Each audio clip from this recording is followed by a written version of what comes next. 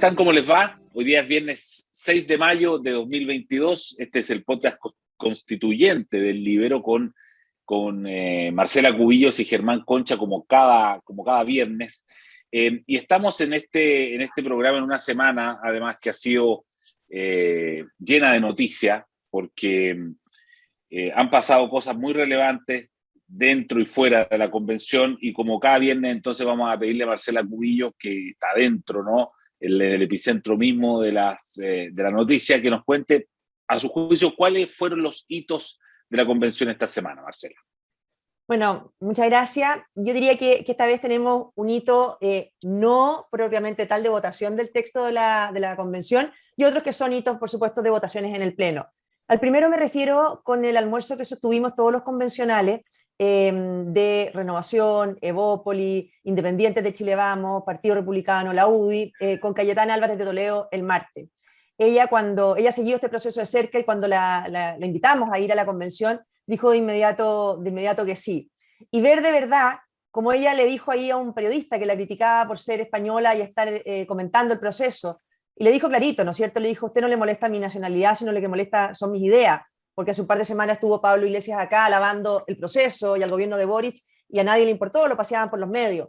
Entonces yo creo que cuando la centro derecha trae a una persona, una líder indiscutida de la democracia liberal en el mundo, y viene a hablar de libertad y de democracia, por Dios que les duele, porque lo hacemos poco. Entonces yo creo que eso fue una inyección muy importante de coraje, de fuerza para lo que estamos haciendo adentro, y además lo dijo clarísimo: ojo que ustedes, aunque no tengan votos adentro, no están haciendo algo testimonial, lo estamos mirando los demócratas liberales en todo el mundo, porque tenemos temor que esto se siga repitiendo también, de hecho en España en algunos años más, o es también similar a lo que está pasando en otros países de América Latina. Entonces, frente a las amenazas que tenemos, ir construyendo estas redes de apoyo fue muy importante.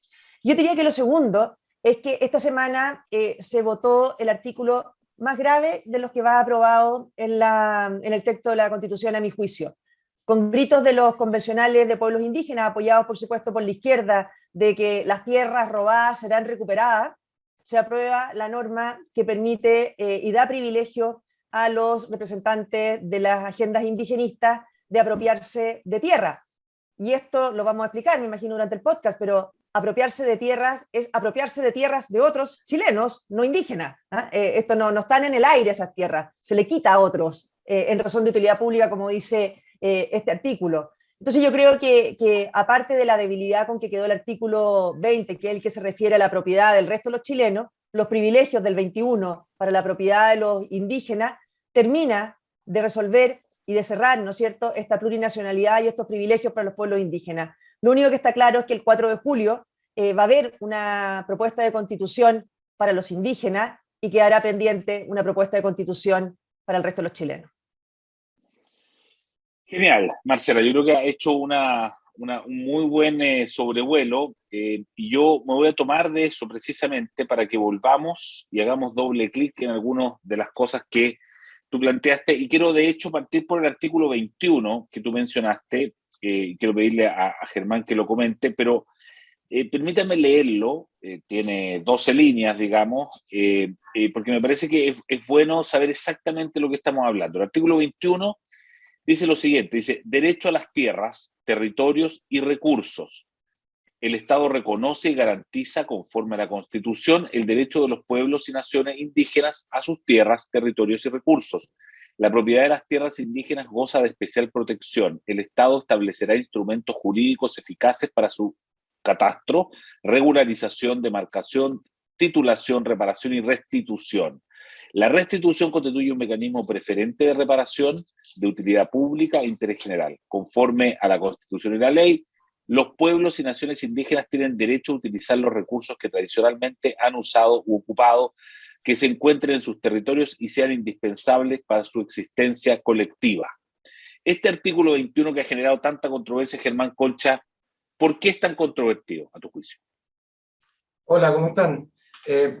A ver, es bien especial. Aquí hay varias cosas muy, muy complejas, digamos, pero parto diciendo que yo nunca pensé que en Chile se iba a terminar aprobando normas de estilo apartheid. Que eso era lo que íbamos a importar, digamos, la lógica del apartheid.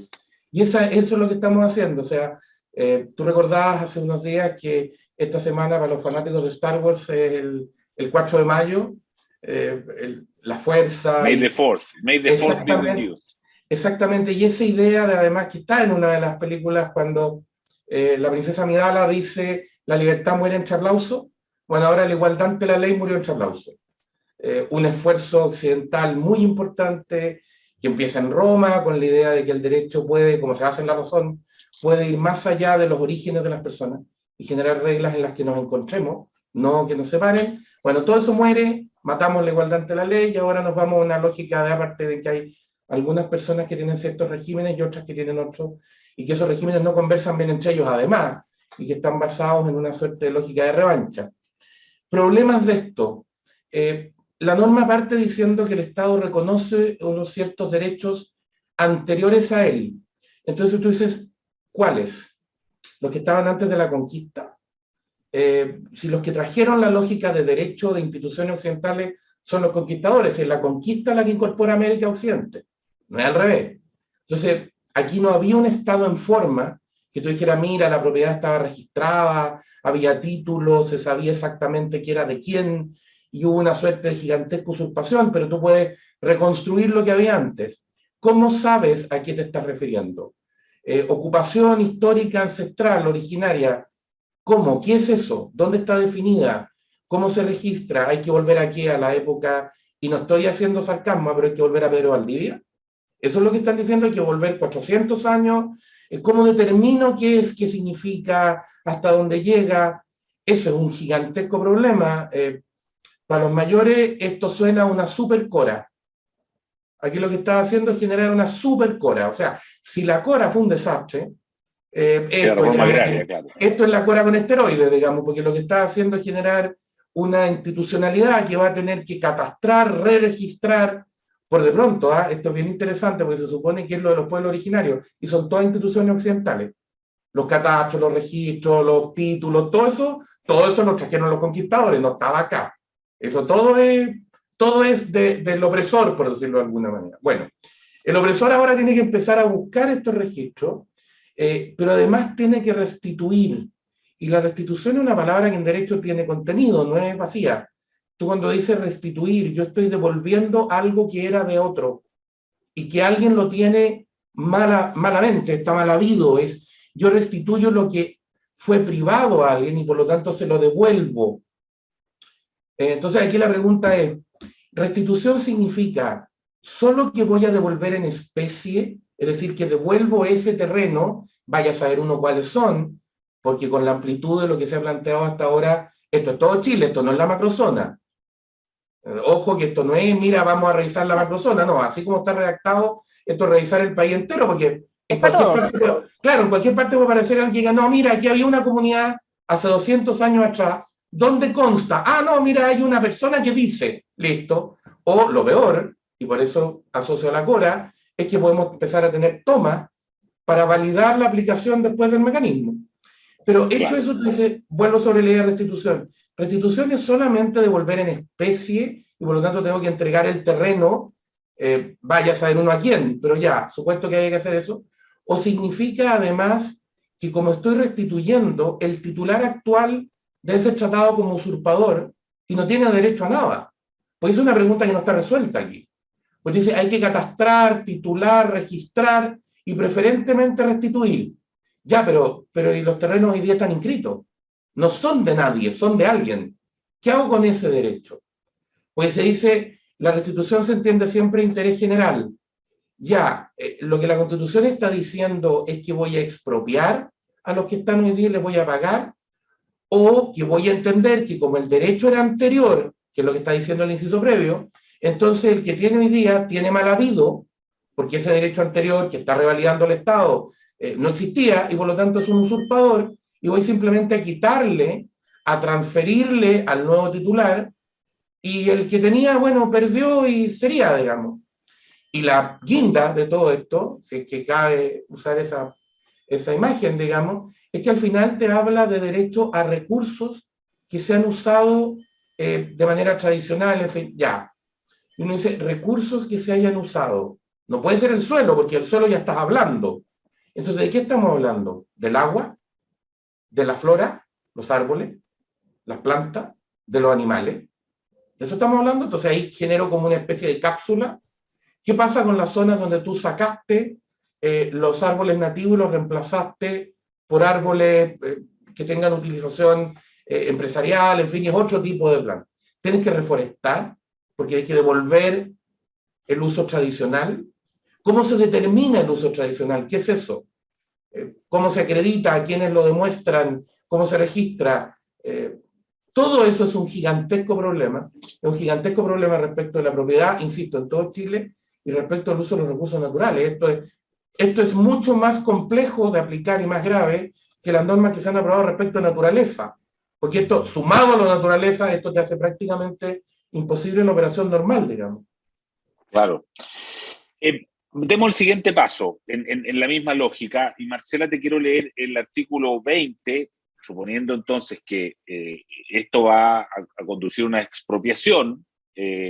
Entonces, ¿cómo sería aquello, no? Y el artículo 20 dice lo siguiente, dice, ninguna persona puede ser privada de su propiedad sino en virtud de una ley que autorice la expropiación por causa de utilidad pública o interés general declarado por el legislador. El propietario siempre tendrá derecho a que se le indemnice por el justo precio del bien expropiado. El pago deberá efectuarse de forma previa a la toma de posesión material del bien expropiado y la persona expropiada siempre podrá reclamar de la legalidad del acto expropiatorio, así como del monto y modalidad de pago ante los tribunales que determine la ley. Cualquiera sea la causa invocada para llevar a cabo la expropiación, siempre deberá estar debidamente fundada. Déjame decirte, Marcela, que yo esto se lo he leído a un par de personas razonables, en fin, y dicen, ¿cuál es el problema? O sea, está bien, te van a pagar antes, a un precio justo, y siempre va a ser por una razón fundada. Entonces, si hay recuperación de tierras para los indígenas, es una razón perfectamente fundada, o sea, tiene una cierta coherencia. ¿Qué opinas tú? Es una norma gravísima. Primero quiero, a raíz de lo de Germán, promover una entrevista que hizo ayer Magdalena Mervilá en el libro Alfredo Moreno, donde explica claramente cómo esta norma de la propiedad... Sí, la Magdalena Olea, perdón, Alfredo Moreno. Sí. ¿Ah? La Magdalena Mervilá de la agricultura. La Magdalena Olea en el libro explicando con Alfredo Moreno esto, en que Alfredo explica cómo se extrapola en el fondo ahora el problema que está en la Araucanía a todo Chile y el del pueblo mapuche a todos los pueblos indígenas. Que la verdad que es muy claro. No, la norma que tú lees es gravísima por distintas razones. Aquí hay que empezar a entender la convención no solamente por cómo queda el artículo, sino en lo que se rechaza, porque a juicio después cuando se interprete va a estar clarísimo lo que se rechazó.